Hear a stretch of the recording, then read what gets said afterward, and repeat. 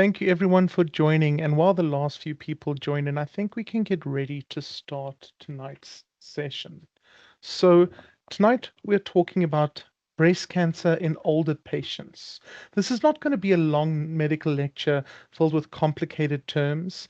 Tonight is going to be a conversation built around the questions that patients, families, and caregivers often ask, and sometimes wish they had asked. So a big thank you to the Breast Care Center of Excellence. This is now their third webinar in this series of educating and empowering the patients. So one of the most important messages tonight is going to be that all the patients are not all the same, and no patients are the same. Two people may both be 80 years old, and they may be completely different. So tonight we're going to not only talk about the cancer, but we're going to talk about the person. We are joined by our speakers, Professor Carol Ann Ben and Dr. Zahir Lahir, who will help us understand how doctors think when going through breast cancer treatment in older adults, from surgery to chemotherapy, family support, and quality of life. So I'm going to ask our two guest speakers to unmute themselves, to turn their cameras on, and take a moment to just introduce themselves and their role within this very specific niche of breast oncology treatment. Prof. Ben, do you want to start us off for tonight? Right. Okay. Hi, I'm Prof. Carol Ben. So at the moment, I suppose I'm in charge of the BCCE. I see a large number of patients, and I am very much interested in the patient, the person. And we see more and more people who come in, and we see more cancers as people get older. And I am really, really excited about tonight because Dr. Lahir and myself go back a long way. I've known people in his family with cancer who have been elderly people. And what I love about working with him is he has such a broad range of specialties around from oncology to critical care. And he really looks at the person. And I think what that's about, because I see so many people who come in and I always call them the golden girls, who some people leave their cancers, don't want to talk about it. And I'm really grateful when people just come in, because there's always something we can do. And there's something we can do if we can have that conversation and we can understand the cancer and we can work out the best plan for you. And that's why it's a privilege for me. I'm going to learn as well and sit on this meeting and have my little comments every now and again. But it's really, really about listening to somebody who has heart, okay, and brain, and has a good understanding people across, in fact, young and old. I send patients in your direction, but I love the way that you manage the person, and that's why I think this is such an important topic. Right, listen. Thank you, Prof. That's a lovely introduction, and I'm flattered by your words. It's always a pleasure to be on, and very nice to have so many people that are listening and hopefully will actively participate with questions. Yeah, so I run out of Linksfield Oncology. We started, and my interest in cancer started to become a holistic practitioner to look after people, their mind, their body, and their soul. And obviously, when you get hit with that difficult diagnosis of cancer, a lot goes through a patient's mind, and obviously the doctor has been through it thousands of times before, but the patient, it's their single journey, and you need to hold their hand from the start to the end and hopefully have a very good outcome. So I want to start off by tonight maybe introducing a patient to you so people get the idea of what we're discussing, and then we can maybe move on from there. So a few weeks ago, I saw a patient. We're going to call her for our purposes, Mrs. B. Mrs. B is 82 years old. She lives in a flat alone, very close to our oncology center, and she lives with her tabby cat called Trouble. She's on 9 different medications. She had 2 falls in the last 6 months, and last month on a routine mammogram, she was diagnosed with a 3 centimeter grade 3 HER2 positive breast cancer, which we'll break down later, but that is what she was diagnosed with. The first question when she came across to me and she knew the diagnosis already, I asked her, Mrs. B, how are you feeling about all of this? And she looked me in the eyes with a quite despondent look, and she said, you know, doctor, if I knew I was going to live this long, I'd have taken better care of myself. And that's pretty true for people of her age. So that line was actually from UB Blake, and he's an American jazz artist. And probably gives my age away too, that I've listened to jazz artists at that age. And he supposedly said that on his 96th birthday. But Mrs. B, in our context, you know, tells us a lot about what we need to discuss tonight. The patient in front of us is older, more complex, and far more interesting, and looks almost nothing like the patients that we see in clinical trials whose data we can really struggle to extrapolate to somebody who's a little bit older. So roughly a third of breast cancers, as we know in this country, are diagnosed in women over the age of 70. And unfortunately, these women form less than 10% of the population in the trials we use to make their treatment decisions from. So the question is not really whether Mrs. B should be treated for her cancer. The question is whether we, as medical professionals, are equipped to know how to treat them. And the answer is simple. Increasingly, over time, we can provide and are willing to assess what we actually need to assess first before we make those critical treatment decisions. So there's a very simple line from Sir William Osler. It's more than a century ago, and it really, even 100 years later, tells us so much about patient care. And he said it is much more important to know what kind of patient has a disease rather than what kind of disease the patient has. So with that one sentence, you know, we can really go through the rest of everything we need to do today to understand how are we going to find out what to do with Mrs. B down the line. Thank you so much, Dr. Lahir, and that's some wonderful points you do bring up there. And I'm sure we're all going to be interested to see the discussion around Mrs. B progress through tonight's session. You did bring up one or two points that I'm going to stress for our audience. Please feel free to use the chat and the Q&A. We welcome interaction. We welcome questions from you.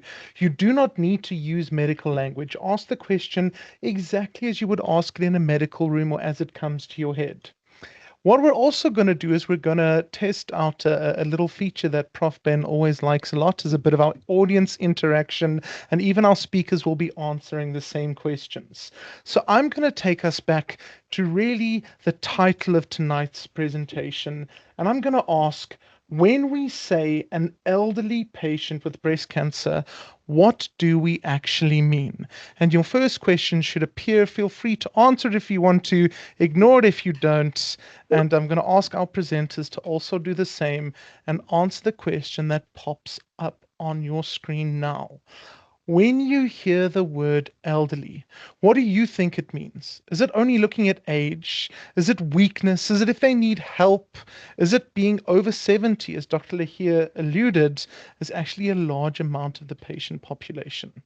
So I'm going to let everyone put their answers in there, and then I'm going to ask our speakers for tonight to give their opinion on not only their answer, but the answers that everyone else submits.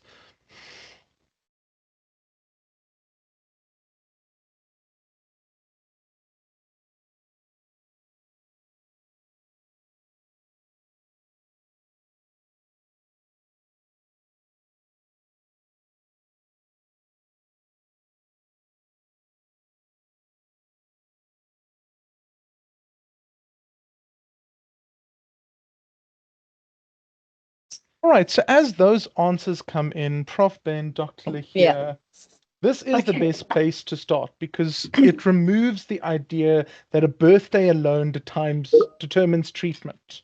So I'm going to let you guys take a look at the bit of a word cloud that has appeared in chat. I see a lot of people are saying old, older, over 80, over 60, biologically, physiologically. Perhaps you can break down how you would answer that question for us while we see what everyone says. So, Dom, I'm still in therapy because I couldn't get my Wi-Fi to work on the plane. And I called you. I was at the front of the plane and you were at the back and you helped me out. And then you said you set up a whole, you had many grannies come and ask you to get their Wi-Fi to work. And when we landed, I said, how old were they? You said in their 50s. And I'm like, oh, I'm almost 60. Okay. I think as a medical person, we look at age in terms of physiological age, biological age, not so much as chronological age. People are different. So I'm interested. Zahir has a lot of in fact, he set up all sorts of clever systems around this. So I'm very interested to hear his comment around it. And I think it's a very important question you've asked. I answered someone older than me, but I'll listen to Zahir. Okay. Yeah, that's very correct. Somebody older than you. And I think when I was in my 20s, I looked at somebody who was 40 and I said, gee, they were ancient. But things have changed. No, seriously, medically. So here's the first thing, obviously, and it's a crucial concept. I mean, an age on a birth certificate is really only a number. And it doesn't tell you anything about whether they would tolerate any type of therapy. So you get two 78-year-olds, and they could be vastly different. The one could be running marathons and is on no medication, and the other one might actually need activities of daily living helped with by other people. So, it's a difficult one to quantify by number alone. But if you look at the ASCO guidelines, which are the American guidelines for what we will then talk about later, some geriatric assessment guidelines, we talk in the first world setting where people have really got access to doctors, etc., of an age above 65. And everybody above the age of 65 should qualify for certain assessments, as we should discuss. And generally over 70 in South Africa, I think that would be an acceptable bracket for us, Tom.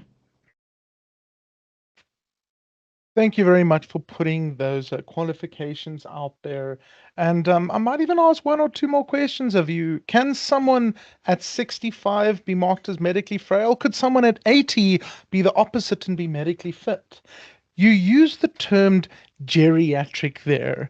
And I once tried to call my grandmother a geriatric, and she almost threw a pot at me. And it came across as a very insulting or dangerous word to use.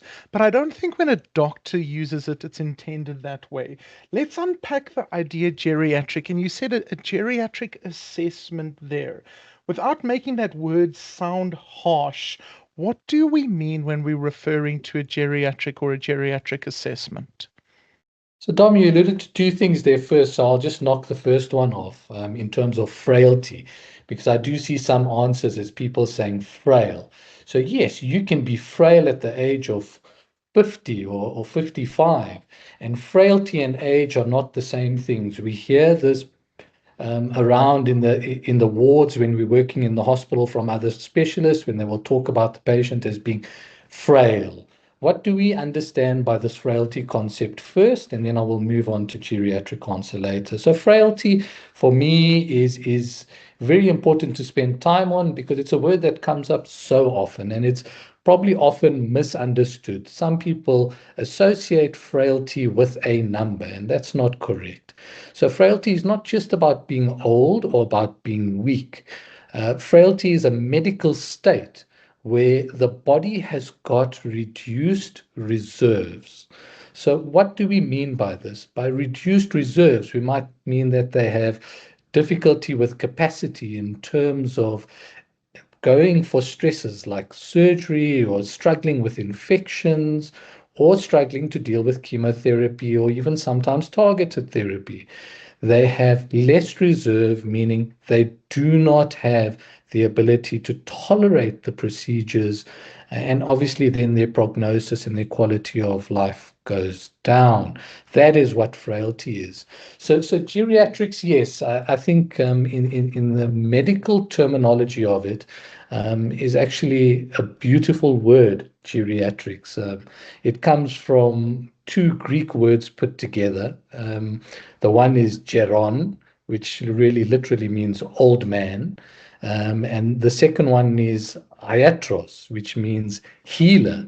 So it's actually a beautiful concept. So the study and field of geriatrics, where we have specialized doctors in that field, means old man healer.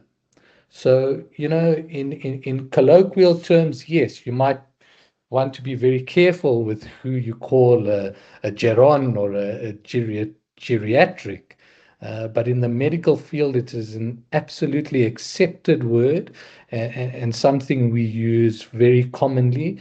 And the patients, obviously, once they have been introduced to this, would understand, even if they are referred or have some focus of disease that needs to be looked after by a geriatrician. Thank you very much for that. So there was a little bit there that you alluded to that I'm going to ask you to delve a little bit deeper to, and that's is how we assess the category of geriatrics. So it doesn't necessarily mean you're a geriatric, you're immediately frail, or you immediately need uh, to be denied certain treatments, or treatment needs to be made safer for you. It's still a large enough category that people would need to be almost assessed within that title a little bit differently to determine what they need. So, how would a geriatrician go about starting treatment for one of their geriatrics that is different to, let's say, if I pitched up at the clinic tomorrow at the ripe old age of 35? Sure. So I think first let's discuss as a medical oncologist, what would happen if the patient comes through, and how would we determine on any patient, irrespective of age, our old school methods of knowing if the patient is fit to tolerate any kind of therapy. And what we don't want to go into too much detail, but the two classification scores we use, the one is called the ECOG performance status, and the other one that is known is obviously the Karnofsky performance status. So the ECOG performance status is very easy. It doesn't require anything to be filled out, and it can obviously, it's more of an eyeball test. Okay, and the majority of our patients that are fit enough to go for therapy are anywhere between an ECOG 0, 1, or 2, meaning they are walking around and they are generally fit and healthy. The Karnofsky score, very similar to that, but it's graded from 0 to 100.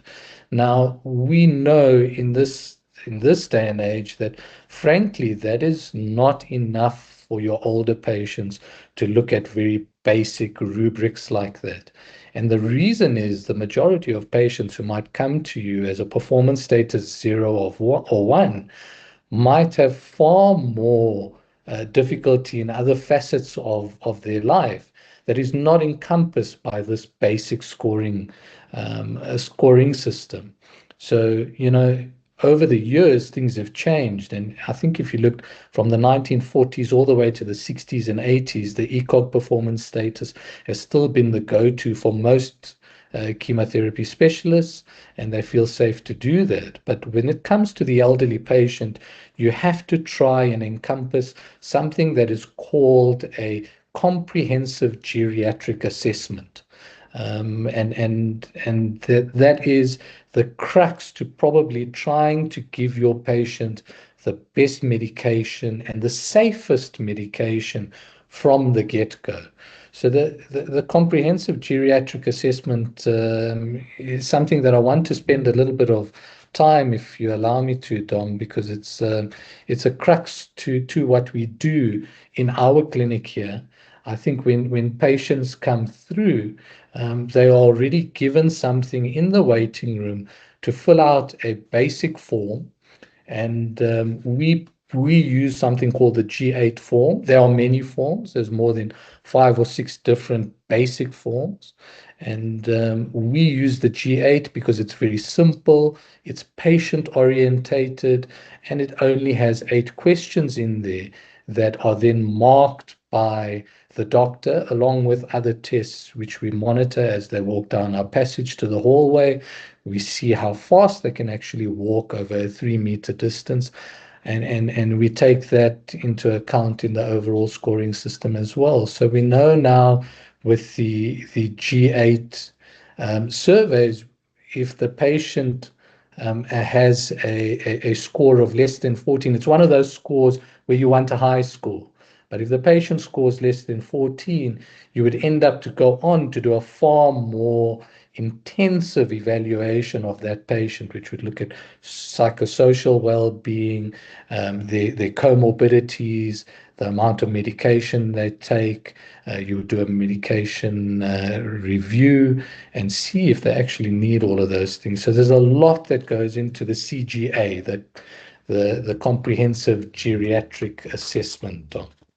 That's very interesting to hear, Doctor. So, from my understanding, it does sound like a very medical term, but in plain language, it means a whole person checkup before even deciding on treatment. So, it's not a test that someone can pass or fail. It basically asks, what does this patient need in order to receive the safest and most appropriate care? Absolutely. It gives us a baseline.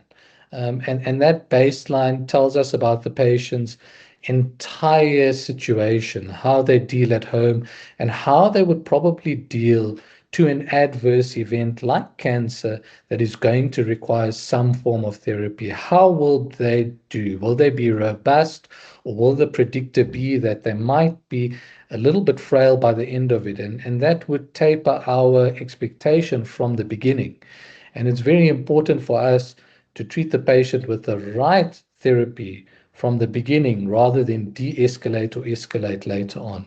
So very important scoring system, yes. Fantastic. And then you said if the score comes up with some concerns, you get more and more in depth with the questions and the assessment. There is That's something correct. that you almost alluded to that I want to ask you to delve a little bit deeper into.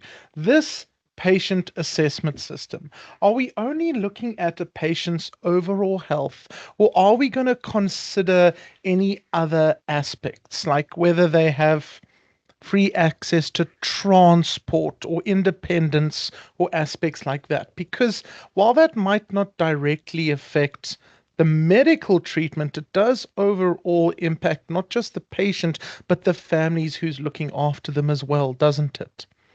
100%. And that's where the individualization of treatment principles are created. We always take that into consideration, to the advantage of the patient where we can. So a lot of the radiotherapy protocols are extremely rigorous and can go for many days. And sometimes patients do not have transport for that. They sometimes don't have transport to come for a weekly session with us.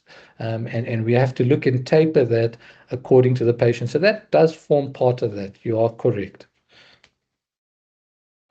Okay, fantastic. So what I'm going to do is I want to throw another question out there. I really liked how we had everyone putting their little comments in, and it does guide what we talk on. So I'm going to send another question into the chat asking our audience what worries patients or families and caregivers the most when there is a breast cancer diagnosis in the the geriatric, the elderly. Is it just the medical treatment, the surgery, the chemo, the radiation, or is there some other social economic, I believe was the term you used, considerations that they need to take into account as well? And I'm going to use the responses here to lead into the next bits of questions that I want to ask you.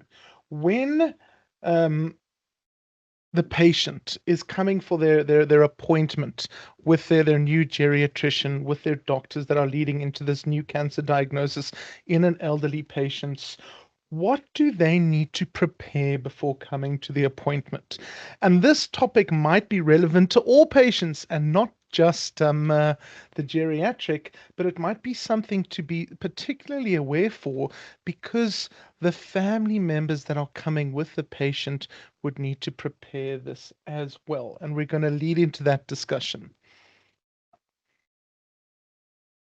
So Prof. Ben, you've joined us here. I would love to hear from you for a moment. Do you want to chat in and answer that question?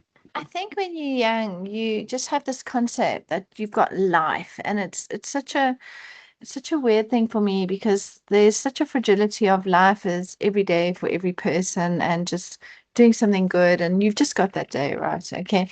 But I always feel that when people are older, they always are so acutely aware of timelines and finite and everything. And that's why for me, and I always say cancer is about understanding the cell. It's about understanding oncology reigns supreme. And it's about really working out the balance. I mean, I like that old what is it? It's the I think it's a legal thing. It's got the balance of the scales and the sword. So it's the concept of how you're going to balance the scales of someone's life, how you're going to give them treatment without doing further harm. So it's when we have somebody who has a cancer that we know we just can't treat really well. And that's why I love working with Zahir. So it's about having that honest conversation about saying this is the best for you and your family and your mom and how we can decrease suffering, but not just treat for that concept of just treating. I do want to say that oncology has changed so much today that not coming forward, it's such a big concern with me with older people hiding cancers for a long time, nurses not picking things up. Come forward. If you find something concerning, get that biopsy done. No one's saying that we're going to necessarily scan you from top to bottom and tell you there's things in your brain and you're this and you're that. But having an understanding that the medicine has changed so much today that it's not just about awful chemotherapies, having breast off, etc. We can do less surgeries. We can do no surgeries. We can do clever oncology. So you must reach out so that you know in a sensible way.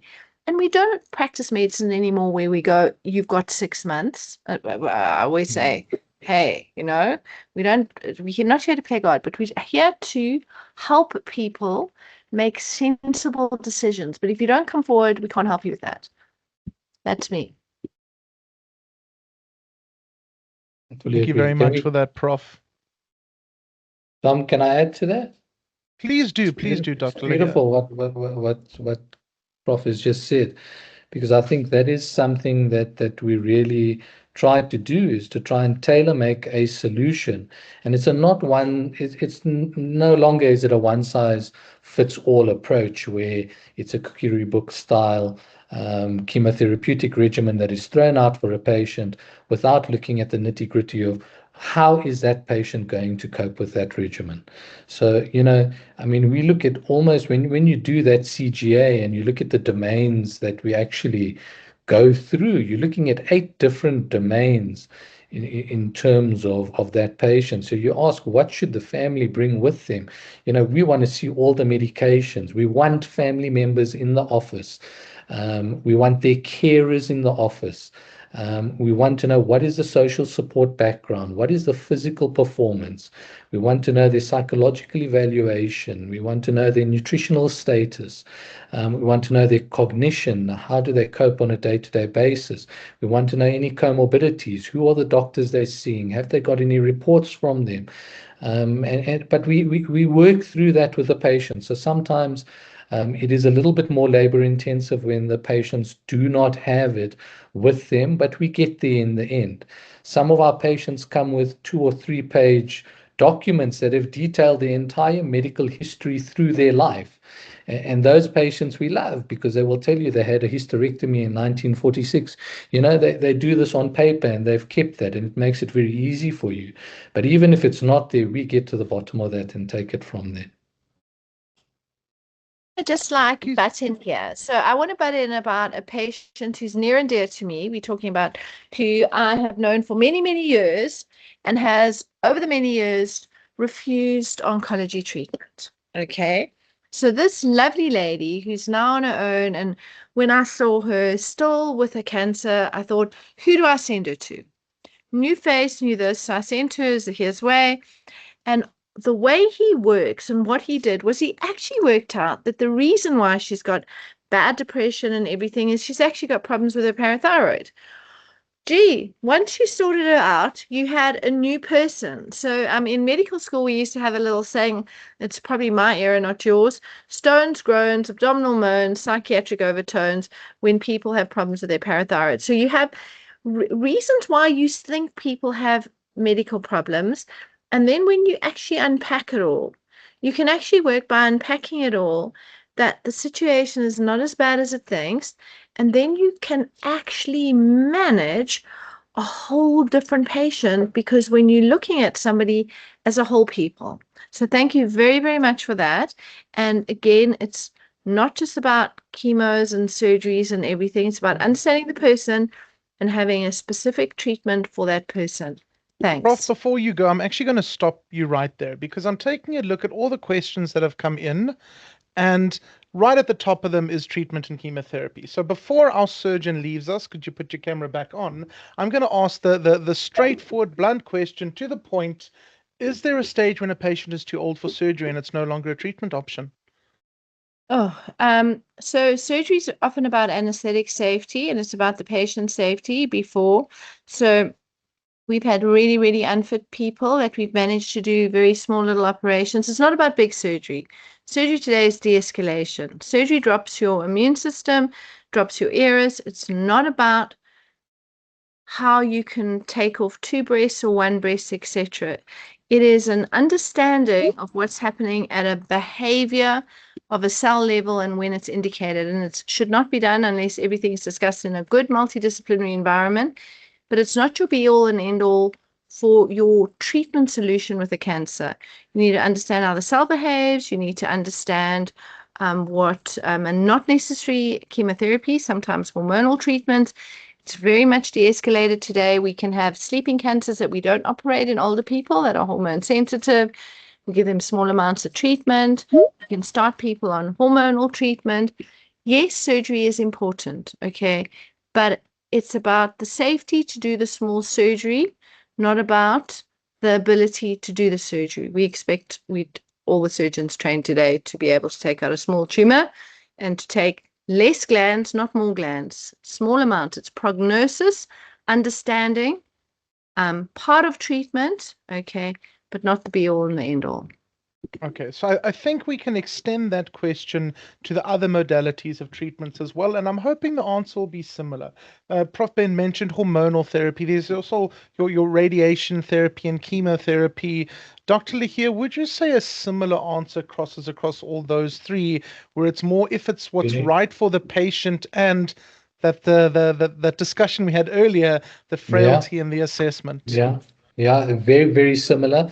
And over the years, of course, we've developed new tools in oncology. So that's the wonderful thing that we've got at our disposal now is the ability to treat patients in so many nuanced ways. So yes, it doesn't mean surgery. It doesn't mean chemotherapy. You might have targeted therapies. So patients need to speak to their practitioners and ask them, have we done markers to look for anything where we can target the treatment a little bit more, with a little bit more or savviness, I'd like to say, so that the side effect profiles are less.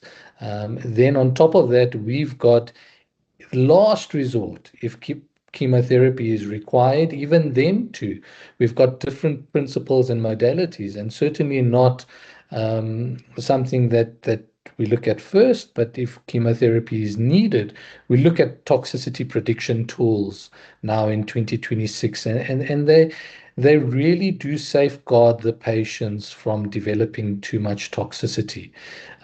So multiple options that we've got. A lot of our treatments these days are oral, and there's patients' fears, and I'm sure there's some things on the chat. I think some of the fears like hair loss, etc., in 2026 might not be that concerning because they won't come with certain modalities. So we always aim for a tailor-made solution. Thank you so much. And that's going to lead into my next discussion. Because as soon as we delve deeper than the treatment and the chemotherapy, the answers that come out are side effects and support and suffering and independence. And a lot of it, I think, falls under the banner of quality of life. Now, doctors often use that as a buzzword and they talk about quality of life. And this does mean different things to different people. In an older breast cancer patient, what do you do when you talk about quality of life with that patient? What are the goals that we're trying to achieve? So there's a lot to that, Tom. I mean, firstly, you need to know the stage of the patient, and obviously we stage all our breast cancer patients, and we need to know what is our end goal with that patient. Are we looking for a curative solution? Are we just sort of trying to palliate the solution with giving extended time, but reducing the burden of cancer to reduce pain, etc.? And that depends on what stage the patient has come in. So obviously, we see a lot of early stage breast cancer, even in the elderly, and that is thanks to mammography and screening programs. But even in the later stage diseases where patients were too scared to come forward, and maybe they've got nodal involvement or a small spot in the liver or a small spot in the lungs, there is still something to aim for, because if you treat those things appropriately, the patient will have less short of breath, less risk of developing sarcopenia or muscle loss, which is probably the worst thing for the patient in the end, that will affect quality of life. Because the biggest thing you want to retain for that patient is to retain their dignity, and so that they are not cared for by another human being. So if they can remain with their faculties intact, and try to do as many of the activities of daily living without any help needed, then I think we've done a very good job. You bring up some interesting points then. From my understanding, there is no wrong answer. So for some patients, the priority might be to live as long as possible, even if treatment is hard. For others, the priority is the independence, avoiding hospital, or spending time with their family. Uh, it is the important thing that you bring up there. It does depend on the patient, and you bring up a very interesting point there, where the goal should be to maintain the patient's ability to live their life as their quality of life. And I found that a very pertinent point that you brought up there. So I'm going to go to the final bit of discussion that question brought up, and that is, how can some of our audience members help the older person to cope with the treatment of cancer, which is a very big question that comes through. How should families and caregivers be involved? Well, I think you've got to listen to elderly people. Even some of them, you can just see how they behave, even if they've got dementia or something. I think for me, how looking at, I want to say, communities. If you can't look after your elderly and you can't look after your animals, and you can't look after your children, then we've got to shame on ourselves, right? Okay, because actually, these are the people who looked after us when we had needs. So I do think that we need to be acutely aware of it. And there are little things that you can do. So when Zahir mentioned his patient earlier on, I thought what a lot of my little old ladies say, and Dominic, you will remember, because I actually had you fetch and carry a little old lady in her 80s for a long time and look after a cat, because for her the issue was, who's going to look after my cat? Who's going to, when I'm not around? So there are many things we can do. We have nursing services that will go to people's house. We have people who will do ultrasounds at their house, and there are ways that we can accommodate with fetching and carrying. And I think it's about taking cognizance. So I today I felt very bad. I said to her, "Lady, I'm so sorry about the wait in the rooms," and she was reliant on someone else to fetch and carry her. And it's taking that, maybe for someone to drive at night when they can't see properly. So we need, as clinicians, to be aware of all these problems. But making an older person feel that they can't have treatment is also wrong, because they can, and they can have a good quality on good treatment. And I remember many, many years ago presenting a paper with Georgia in Milan, how well older people tolerate certain types of chemotherapy, okay, and treatment. So don't for 1 minute think that we are pushing you to a side and we necessarily need to undertreat or not. What we can do is tailor make the treating and make sure that you can have a good, durable outcome from your cancer. Sometimes even better than our young people, sadly, with cancer. So we look after everybody as an individual and make sure You help them, little meals, little everything, because often they can be a little malnourished, dentures, they might not manage, they might need, when they talk about burning pain in their mouth, it could be that they've got fungal infections due to dentures. So all those things we need to take into consideration. I'll stop there because I can babble. Yeah, I love that because I think, the common saying is that it takes a community to raise a child. Well, it takes a community to look after the elderly citizens. And I think as a race, as a human race, I think how we look after our elderly tells us a lot of about how we are as people. And certainly you see different things across the ethnic backgrounds in this country in terms of how they look after the elderly, and especially in other areas in the world, how they respect the elderly and look after them.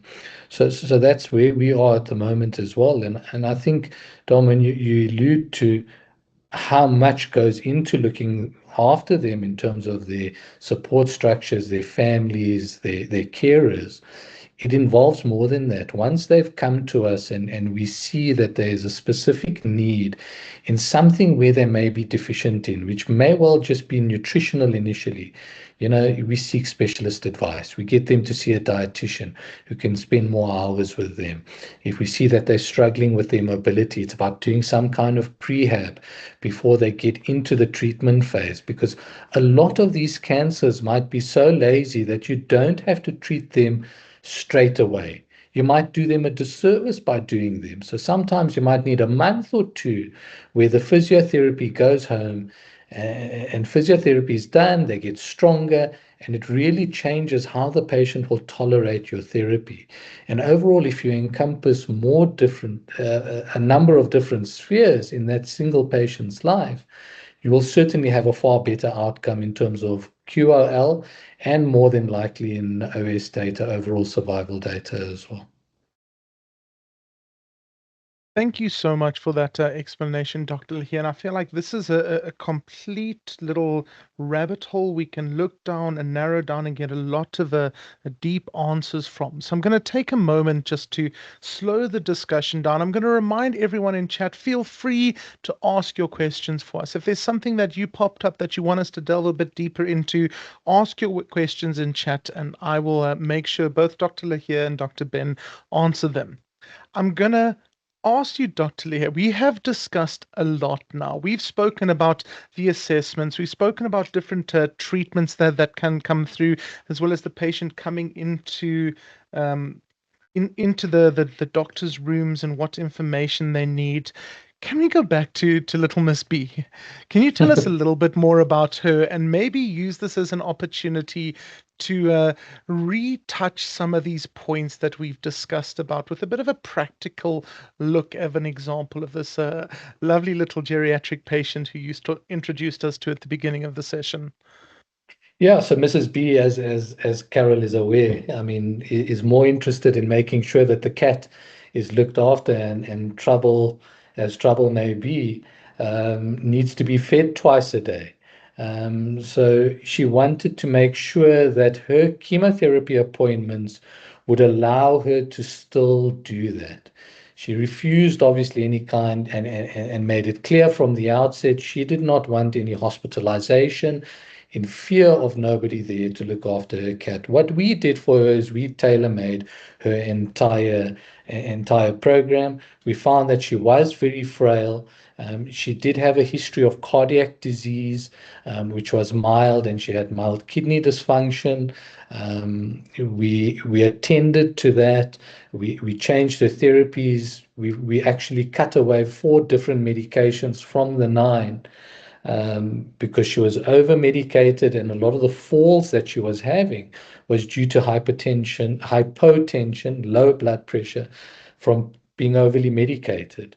After sorting that out, we had in the process of obviously receiving a medical aid authorization for therapy, which was nuanced, we got her to see the physiotherapist at home. The physiotherapist went 3 times a week and got her far more functional. And she was capable to then do exercises that she was not capable of doing when she entered with the diagnosis. We got the dietitian to see her, who prescribed her some SIP feeds and extra meal replacements to cater for her weight loss as well. So all in all, we had a stronger patient that then started therapy from a perspective where she was then reassessed in terms of functionality. We found that her toxicity scores were far reduced on the new assessment, and we were able to then give her a single agent taxane along with Herceptin for the HER2 positive component. And the patient has obviously had a very good response. And the best part about it is that her depression, which ranks so highly because initially she was so scared of falling, has improved throughout treatment. So by giving dose-adjusted therapy and the correct therapy still, we've got a patient who's now going to head towards having a PCR or complete response to therapy. And then hopefully, less surgery will be required. And I mean, to me, it goes around something for her case. There's a beautiful book called Being Mortal by Atul Gawande. It's a very fascinating book and gives you a different perspective on life. And in that book, he writes that our ultimate goal, after all, is not to have a good death, but a good life. And you have to have that life, which is a good life, all the way to the very end. And I think when Mrs. B came to us, she was quite sickly, and what I would then say, yes, frail, and she leaves and exits the chemotherapy time frame almost in a better space, which is so nice to see. That is a lovely story to hear, Dr. Lehia, and the holisticness of that treatment and overall improvement of quality of life is good. And thank you for being here, Prof. Ben, because as always, I am going to be the devil's advocate and I'm going to ask the difficult questions of you. Because right in the beginning, the situation that this case paints is a patient coming in with a clear idea of how they feel, what they want, and you were able to treat it. But that isn't always the case, is it?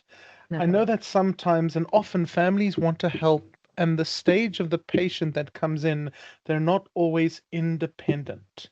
They may even have a case where the family and the patient disagree or are not able to agree on the course of treatment that they want. How do you deal with these situations with families involved in the decisions where maybe the patient or the family wants the aggressive treatment because they want their family member around as long as possible, but the patient doesn't necessarily want to or can't make that same decision? So I think there are two broad scenarios. The one is where the patient is capable to make decisions, and the other when the patient is not capable to make decisions. So that's surgically, I'm just going to separate out the two. And when someone is not capable of making decisions, you need to be respectful of what your outcomes are. Are your outcomes, and it's exactly what Zahir said, quality and for how long? Or when we see people who have got locally advanced and metastatic and really, really horrible cancers, like horrible triple negatives, and we know we can't treat them, then we need to work out how to manage so that life is comfortable for that patient as long as the patient is. And then really we're counseling the family about what is responsible going forward. And that's why I love working with Zahir. I hope he's going to have some family time after this webinar and not everyone pounce on him. Dominic, no cell phone numbers. Mine, people are loud, but you can give all his contact details. And then there's a scenario where if there's disagreement between family and patients, and then if the patient's of relatively sane mind, you need to listen to the patient and you need to find counseling for the family. It's about like no different to if you have a young person and you have the same problem in terms of what they want and what their partner wants, etc. The patient is able to make decisions. You have to listen to that patient. So I think it's complex, but it's complex for anyone who goes through a cancer diagnosis. And it's about choosing the right team of specialists. It's about understanding the cancer, about listening to the patient. And Zahir, thank you. That's why I very much like working with you.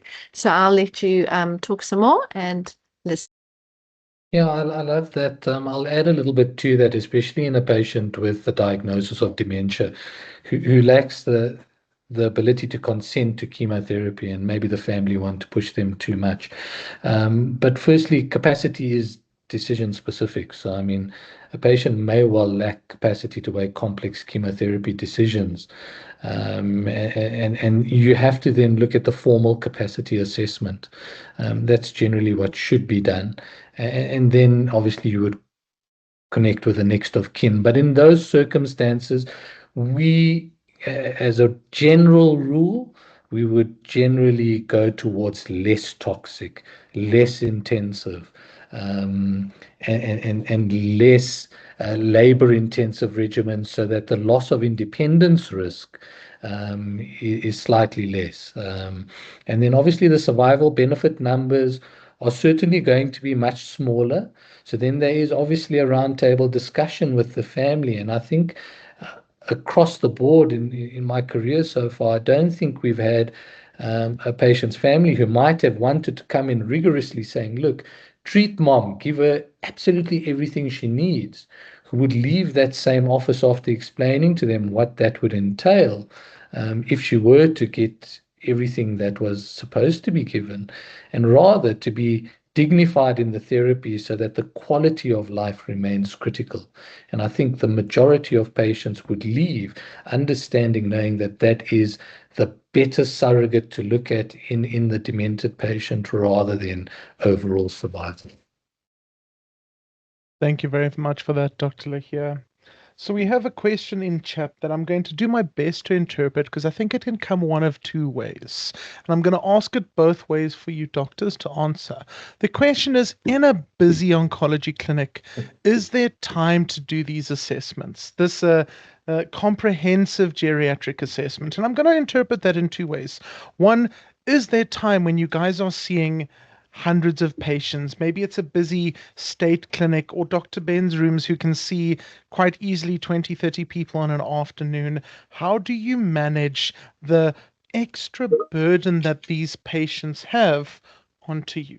And then the other way to interpret this is going to be, is there time to do these assessments, asking, does this not delay treatment? And is it not more important to get a patient started on treatment? If you'll answer both of those perspectives for me. So the first one, go for Yeah, it. sorry. All I'm saying is, no matter how busy it is, we spend time with people. We want to, we get them or their friends or their family to fill out forms, information. I often spend time just talking to people, not even just banging into a consultation. And I mean, someone said to me today, well, is this part of the conversation or the consultation? And I said, absolutely. Just getting to know people, relax, talk, etc. And when I'm with someone, it doesn't matter how many people are waiting. Okay, you spend time with as much time with people as they need. But I think that having an understanding background means that you're far better to understand the person, what their needs, requirements are, and what you should or shouldn't do. So whether I was at Helen Joseph with 100 people in a clinic or this, the same principles apply. Each person's a person, and you want to make sure that you have a fundamental understanding of what their needs are, what their diagnosis is, and what our ability is to help them. So Yeah, I think that's lovely. I think just adding on that, Dom, I mean, for us, it's about workflows. And I think every busy clinic can do this. And in fact, the busier the clinic is, probably the easier it is, because then the patients have time in the waiting room to do your screening tools. So ours are printouts where the patient themselves is filling in the screening tool.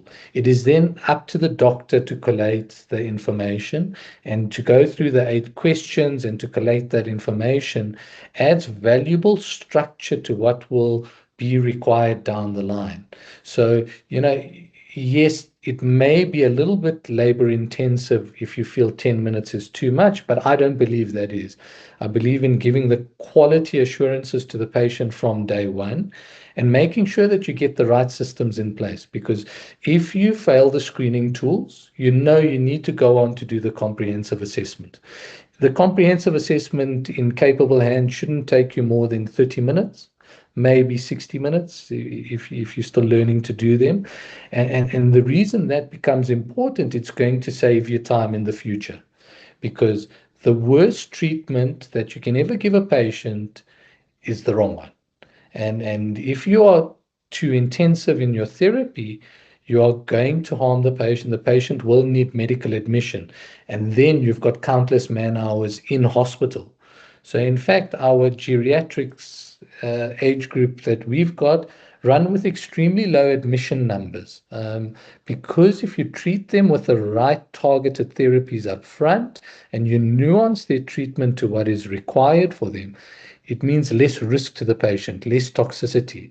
So the time you spend on the initial consult and the second consult for this, you're certainly going to get that paid back in dividends later on when you're looking after that patient.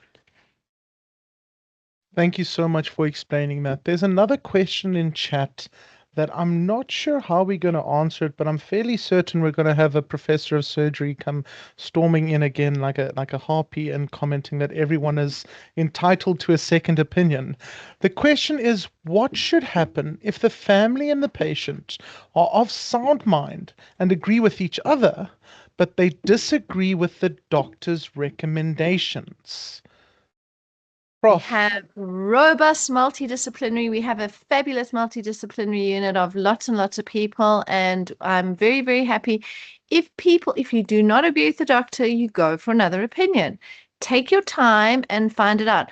I'm going to put a little cautionary here is when you get an answer that is too, how can I say, a little bit like the enchanted word of this, that, and everything's perfect in life, then I'm also a bit nervous.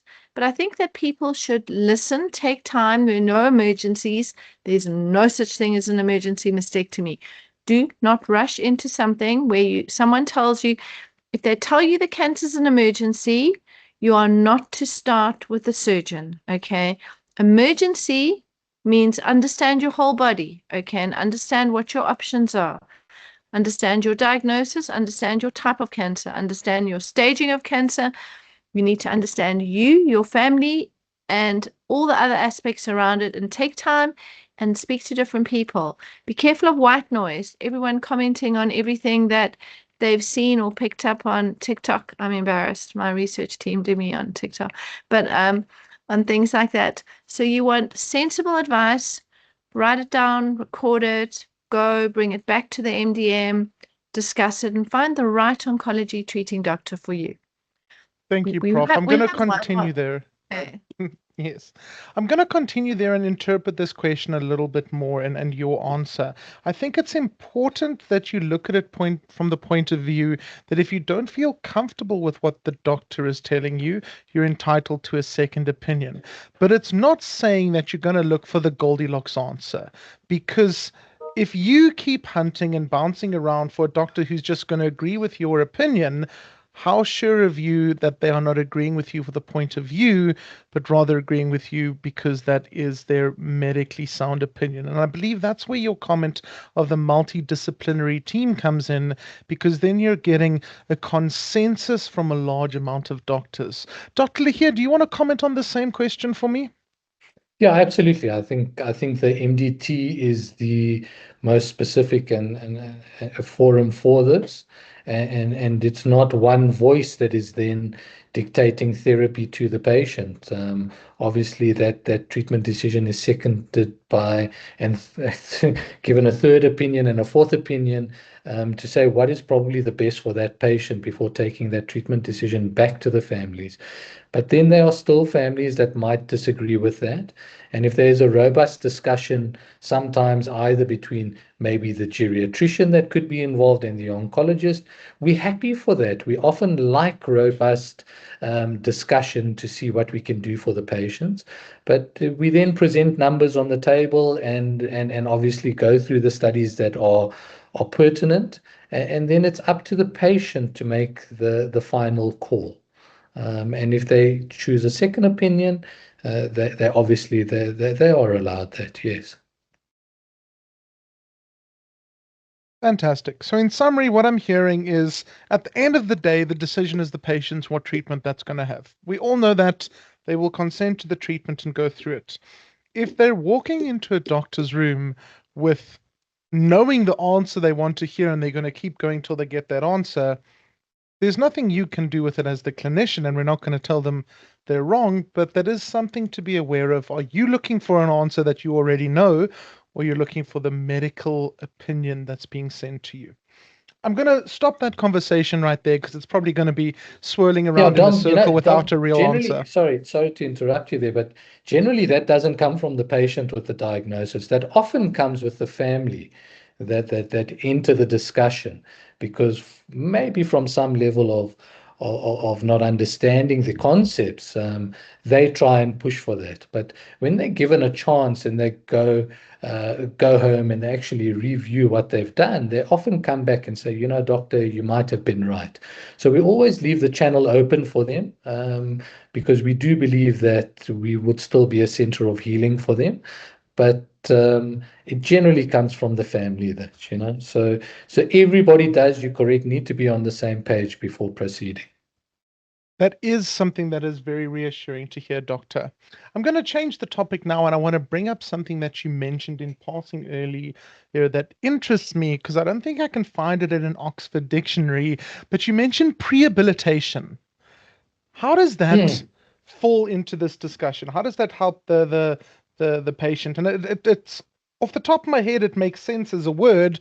You're trying to start the healing process before you even start the treatment. But can you go a little bit deeper into that? Sure, I think we do it in a number of spheres. We certainly do it for patients who, for example, are going for orthopedic joint replacements who might be a little bit frail to accept anesthetic or surgery, and you put them through a rigorous program, identify their problem areas, and improve on that, whether it be, for example, kidney dysfunction or cardiac dysfunction or pulmonary issues where they might need inhalers, etc. These are the kind of things you want to physically improve upon in a patient before they undergo any therapy. And it's the same in the oncologic world. We know that if you look at a patient's uh, ability to tolerate a therapy, you could look at their energy as almost a battery. And they've only got so much energy to exhaust in that battery before they tire out too much and require admission and support systems. So, you want to try and maximize that battery power. And how do you maximize the battery power? You try to psychologically encourage them. You make sure that they are nutritionally up to speed so that all of these things and their mobility is obviously then improved upon if you can. So that by the time they then start therapy, if there are any drawbacks on therapy, the patient has still got some battery power to accept that deficit and carry on. So it's all about robustness, getting that muscle mass onto the patient, letting them not lose too much weight, being mobile, and improving on that prior to therapy. So prehabilitation for us is key to what we do. Sometimes people say, and this is as Prof says, I mean, there's no emergency in cancer therapy because the chances are if you put somebody on immediate therapy that is where the patient is slightly frail and has issues that need to be sorted out, by the time you start that therapy, you are only going to make them worse. If you improve upon all other spheres, it is more likely that after a few weeks, they will actually improve on that therapy and take that therapy for a longer period of time. Thank you so much for explaining that, Doctor.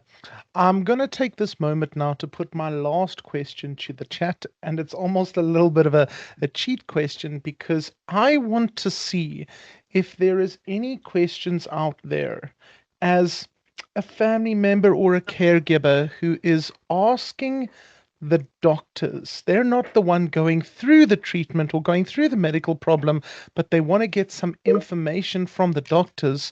What question is difficult to ask? What question have you been too nervous to ask or bring up with the doctors? And while I let people see if they can come up with a question or two for me there, I'm going to ask you, Dr. Lahir, in that situation, you have a family member of yourselves or the patient's family member is there. They want to know what they can do to help. This is a situation of not just powerlessness for the patient's family. They have a loved member of theirs who's going through a very difficult time. They're going through heavy medical treatments. How can they best assist in this situation?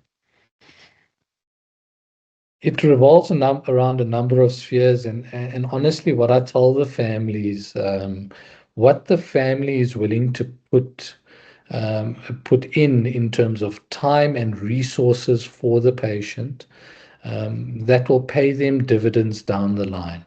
And if they, for example, get a carer where the patient is too frail, that will help them with specific nursing requirements for that patient if required. Where there's a nutritional deficiency, if the family really do attend to the nutritional supplements and get the correct medical supplements that are required, that will also help the patients, you know. So every single sphere from the psychosocial perspective, when you add a little bit more to that patient's life, that will help them with their treatment journey. So often it requires very serious discussions with the family and a change in living scenario, which families are generally very happy to go with. So if a patient is more frail and is elderly, 80 years old, 85 years old, we sometimes find that the families would say, listen, this is my mom, this is my best friend, my mother, the person who brought me up for all these years. She's going to come and stay in my house. And I am going to look after her the same way she looked after me. And I think as a community, that is probably what you would expect. If they cannot for certain reasons, and reasons are acceptable, obviously, they might look at a facility that could do that for them. And both scenarios are acceptable. And it's just about being reasonable in terms of that discussion and being open and honest. Because the last thing you want is for somebody who maybe has a very serious job to take somebody who is frail into their home and then cannot look after them completely because they're not there all the time. So it's about being open and honest, and it's a hard discussion, but it's a discussion that everybody has to soul search for themselves before actually making those decisions. Thank you so much, Dr. Lahir. And I think the question that has come up is actually one that I did want to lead towards the end of this discussion. And what comes up is the following question that patients are too nervous to ask their doctors. Is the treatment effective? What is the prognosis? And then in the case of palliative care, which I wanted to end tonight's discussion on, what should they start doing to prepare for the worst? Sure. Difficult question. So I think that oftentimes why I like starting with some form of oncology treatment is for the reason that you can actually show somebody that your treatment's working. You I saw another one of his patients recently. I went over post-op results and she had a whole lot of medical problems, and you could see that her cancer had shrunk down. We could do a small surgery. We could show those results. That often oncology treatment, like many medical treatment, is for a long duration of time. I mean, you take your blood pressure, your psychiatric medicine for life, your cholesterol for life, and you can monitor it by monitoring your blood pressure and monitoring your cholesterol medicine. The thing with cancer treatment is how do you monitor and you know? And often if you can show a result, and it helps people continue on the road of taking treatment, which is quite a scary road to go on. So that for me is really important. I think in terms of palliative care, honesty is important when cancers are not responding to treatment, that you speak to people. People often know, okay? And people often reach a stage where they're tired, and I discussed in the MDM today, and they don't want to continue treatment. And then maybe you need to de-escalate the treatment, look at pain, and oftentimes manage more from a family point of view who are desperate for the patient to continue treatment. So there's no one size fits all, but I think honesty is important. And if you can show somebody that something has worked, it often inspires you to be able to continue on a treatment journey.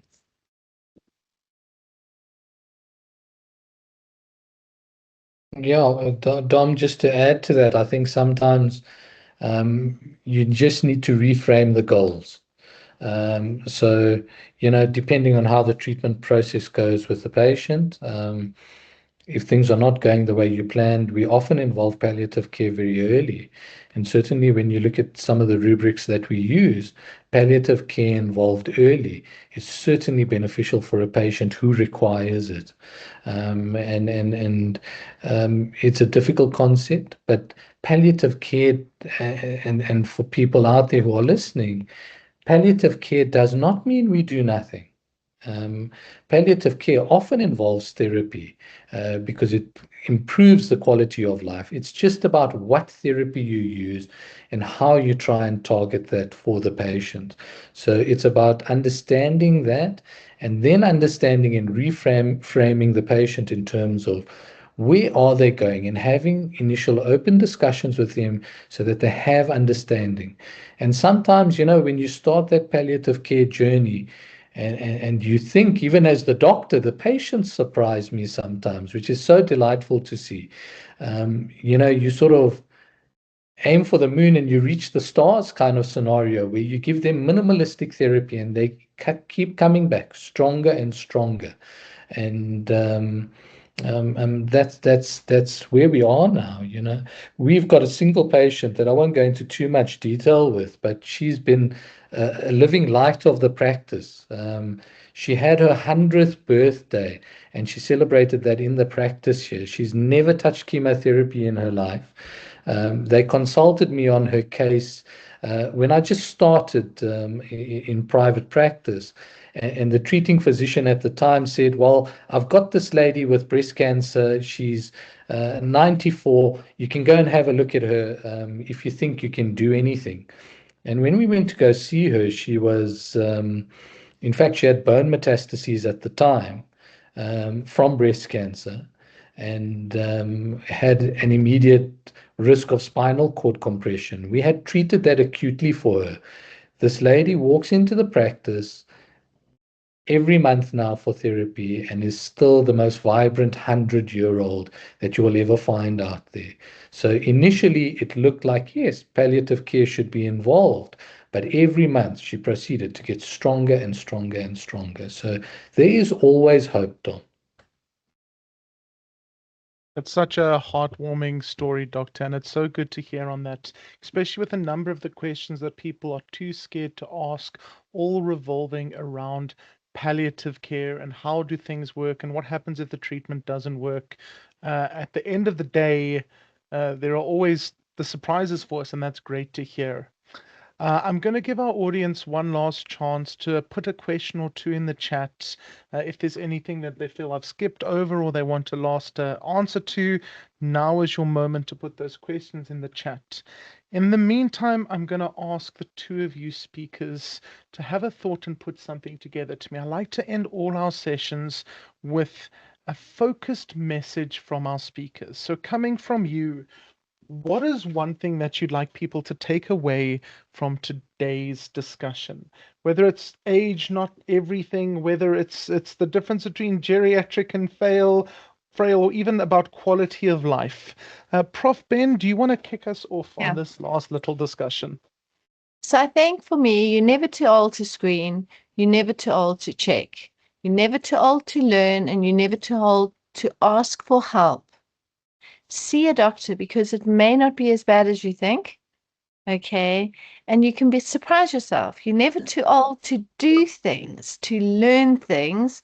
And actually, I'm always surprised at how amazing my patients are. So that's from me.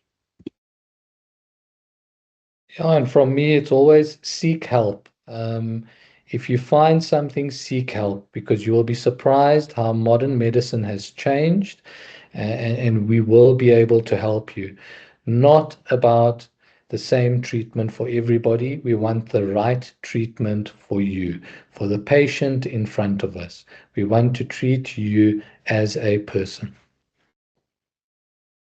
Thank you so much for that, Dr. Lehir. And I'm loving the comments in the chat, people planning to live to 100. That is our goal. Why stop at 100? I'm definitely seeing a lovely pattern emerging from all of our discussions that we've had. Dr. Lehir, Prof. Ben, your discussions tonight have brought out the same message that we've seen in our previous two webinars as well.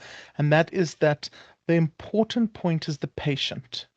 Personalized treatment is becoming normal. The change in what we can offer from the medical field to our patients is incredible over the last 20 years. I think we've all grown up with a certain bit of information in our head about what cancer is, what it takes out of you, and the burden that it puts on you.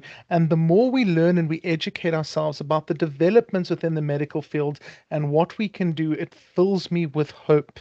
The fact that there is a speciality that is just looking at care of the elderly and geriatrics, and that continues to grow, is a fantastic thing for me to hear. So I'm putting a big thank you out there to both Prof. Ben and Dr. Lahir for the session tonight. It has been an inspiration. I'm also going to thank everyone who has joined us tonight. The most important message that I'd want to put out is that older patients with breast cancer should not be judged on age alone. That was so informative for me, that depending on how you are and how you've looked after yourself through your life, that assessment of your frailty and the geriatric assessment was new for me, and I really do appreciate that. So we're looking at not less treatment, not more treatment, but the right treatment for the person that is in front of us. Thank you again to all our speakers, and thank you again to all our patients and their families and their caregivers who have joined us this evening. We are going to make sure that a recording of tonight's session is available on the BCCE social media, and there will be more discussions like this that happens. Prof. Ben, Dr. Lahir, final word from you. Thank you for tonight, and thank you to our audience that has joined us. Thank you. Thank you. Live long and live well.